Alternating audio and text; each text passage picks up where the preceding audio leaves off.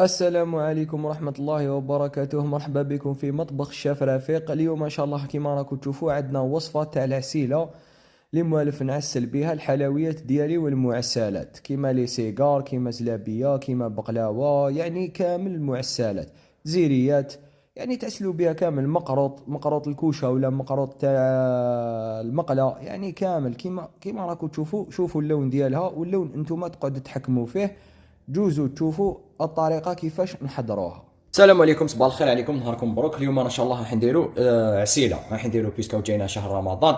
العسيله نسحقوها بزاف، يعني في المعسلات في الحلويات التقليديه، يعني نسحقوها بزاف زلابيه نسحقوها. دوك انا واش عندي، نحن نعطيكم المقادير ان شاء الله. ديجا الحاجه الاولى القدره تاعي راني مشعل عليها، راكم تشوفوا يعني راهي سخونه وضروري تكون قدره ثقيله. ننصحكم طيبوا في الكوكوط على كل حال.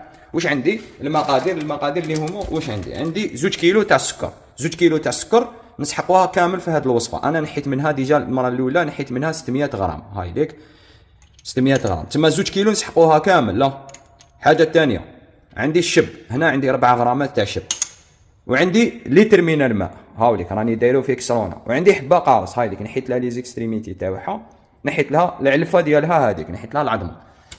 ونجو نوريكم كيفاش نخدموا دوكا هذه الوصفه.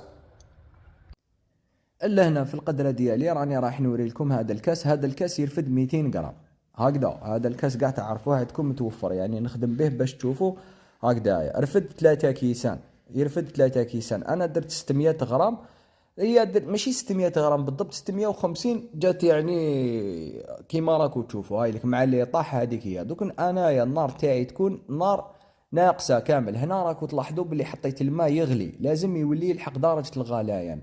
دوك تعرفوا علاش. دوك لهنايا كيما راكم تشوفوا حطيت السكر ديالي ونبدا نخلط فيه هكذايا باش ما يتحرق ليش، باش ما يروحليش للون الغامق، يعني الاسود الغامق هذاك. وتقعدوا لهنا تتحكموا نتوما في اللون. علاش قلت لكم تتحكموا في اللون؟ ان هنا تنقصوا كميه السكر، بار اكزومبل ديروا 400 غرام، راه راح السكر يذوب لكم في لون فاتح، ما يكونش لون يعني قاصح قاتم كيما راكم رايحين تشوفوا دوكا. وتقعدوا تخلطوا هكذايا حتى وين تلاحظوا الحبيبات تاع السكر هادو كامل دابوا.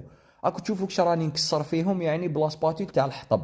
وضروري تستعملوا سباتول تاع حطب لهنايا، ما تستعملوش واحده اخرى.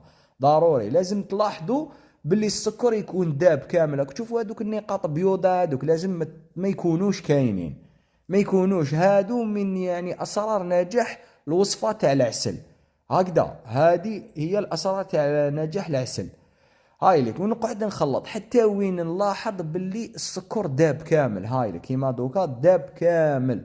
دوك لهنايا الماء تاعي راهو لحق لي لدرجه الغليان، نجي نقص كامل النار ونبدا نرمي فيه هذاك الماء غير بشويه. اياكم يطير عليكم لهنا السكر، باسكو راهو في درجه حراره عاليه. راكو تلاحظوا لهنايا باللي راهو رايح يجمد لكم، وراه راح شغل يبدا يبقبق ويطلق في هذاك الماء. فهمتوا؟ هنايا نقصوا اللي قلت لكم للنار وجبدوا شويه للور، ورميو الماء بشويه، ما ترميوهاش كامل على خطره. ونقعد نخلط، هاي لك نقعد نخلط لهنايا. دوك لهنا نجي نرمي هذيك الحبه تاع الليمون ديالي كامل، ونجي نرمي تانيك هذيك الشب راه راح يخلي لنا السكر ديالنا، العسل ديالنا ما يتسكرش، يعني يدوب كامل، ما يقعدوش هذوك الحبيبات، ما يعاودش يجمد لنا، تما ما يوليش كراميل. فهمتوا؟ هذه هي. ونقعد نخلط. دوك هنايا تلاحظوا حتى وين يولي يبدا يغلي. كي يبدا يغلي نجيب نرمي الكميه الباقيه من 2 كيلو تاع السكر.